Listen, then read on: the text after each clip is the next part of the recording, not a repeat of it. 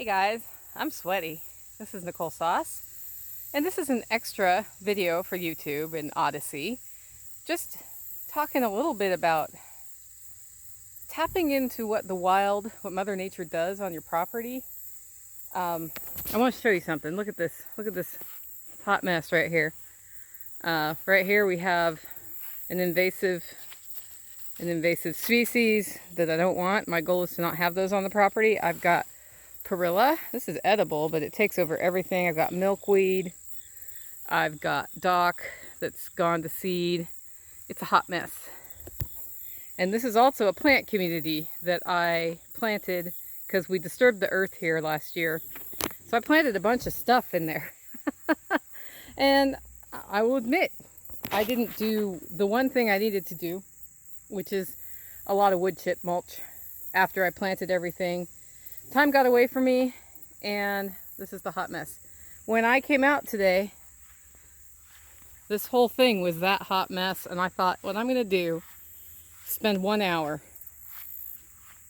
clearing out.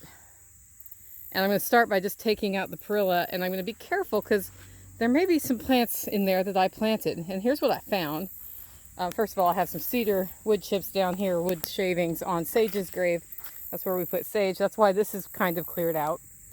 But I found strawberry, another strawberry, and then I saw this. That right there, this big thing, that's horseradish. This is a blueberry bush right here. This stick right here is a blueberry bush that got weed whacked when we put sage in here, because the fellows who were helping me didn't know I had a blueberry and a cherry right there. So we're going to put a banana where that hose is. More of that invasive tree I don't want. I'm actually using it for something right now. This was, by the way, probably 20 feet tall. It got cut down last year and we never killed the plant. We just sort of planted stuff around it. But here's something really cool. So I'm going to pull this up with see this plant right here? There's a whole bunch of these right there. They don't look very pretty, do they? They haven't bloomed yet. They are roughly twice as tall as I am. I'm going to end up putting something to help hold them up next year.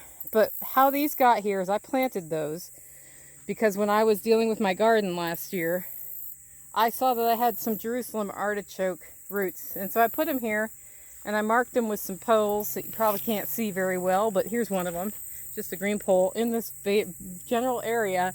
And despite all the weeds, these puppies took off and they're super tall. So the good news is I'm going to let these bloom. They haven't bloomed yet. I'm going to let them bloom. I'm going to actually stand them up with probably some fence posts and some string or something so they can stand up. And then later this fall, I will harvest them. But then as I was going, I noticed this. Here's a blueberry bush. You know what that is?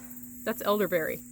So Mother Nature planted that elderberry there, and that elderberry grew, and guess what we're going to have right next to the blueberry bush? We're going to have an elderberry bush. We're going to see who does the best here, because what I've learned about letting my yard turn into something edible is when Mother Nature puts something useful like an elderberry bush, you just go for it. This post demarks where I put a cherry tree. I don't see it, but I see another elderberry. And then right here we have strawberry. And I just ended up pulling out a bunch of the perilla and some of the milkweed. I came over here and look, another giant horseradish plant right next to a peach tree. So we'll be trimming this winter. This peach tree was given to me by a neighbor, and it was about this tall this spring when I threw it in here.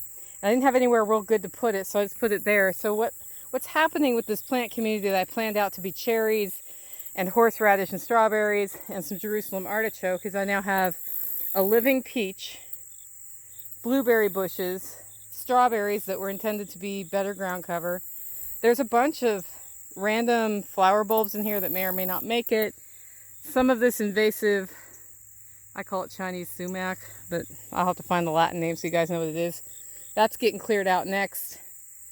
And then we're going to have food off this Jerusalem artichoke patch this year, and that's pretty flippin' cool. I have one cherry tree on the other side of this hump that survived. So once that cherry tree takes root, guess what? I'll get some offshoots of that and expand the cherries. I got the cherry from a guy named Andy who grows them every year, and he just took some of the suckers and brought them up here last spring, but I didn't do a good job of watering them, so I probably put 4 or 5 trees out, and I'll be lucky. There may be one in this mess here. I'll find out tomorrow when I put in another hour. But this is what just 1 hour got me, and it may look like a mess, but what I can do for the second wave is come through here and do some more fine tuning of making space for plants like this blueberry bush right here that needs some space.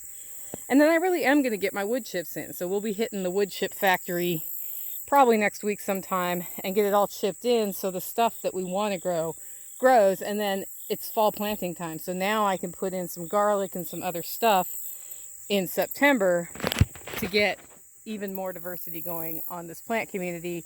And what my ultimate goal is, this plant right here, this one, stops wanting to grow because the earth is not disturbed and it's inhibited by the things I want to grow. That's our goal here. Anyway, I just thought I'd show it to you. I don't have heavy equipment to work with. We just kind of come in and do what we can. And I can tell you that using the tools of mulching and keeping up on stuff does put you in a much better spot than I am right now, but it's also not that hard to recover. So we'll give you another update when it's looking a little better.